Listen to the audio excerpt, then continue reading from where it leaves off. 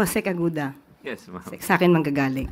Halimbawa po, tapos na yung liderato ng Pangulo, natapos yung term ng 2028. Iba ang liderato na. Yung bang data na naipasok na, nababago ba siya? Pwede ba siya mabago? Let's say, papangitin, pagandahin, or nandyan na siya? Fix na siya? Hindi siya mababago?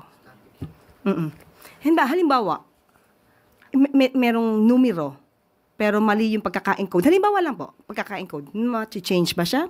So, May way ba nang ma-change siya para to correct it? So Yuse Claire, ito nga'y kagandahan. Dalawang component ang sinusulong natin sa larangan ng technology. Blockchain at saka AI.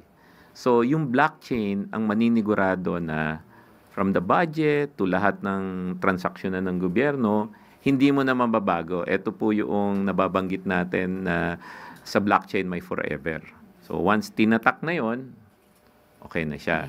Yung second component ay yung advocacy po namin ng AI. Pag yung data hindi na mababago at secure na siya at linagyan mo ng AI sa taas, mas madali mo ngayong maintindihan ang laman ng data. Kaya yung tanong nyo Yuse Claire, pag na-blockchain natin yan, mas malamang-lamang kahit na nakailang administrasyon tayo, yan pa rin yung datos. Good to hear that, Secretary Henry. Salamat po. Maraming salamat po.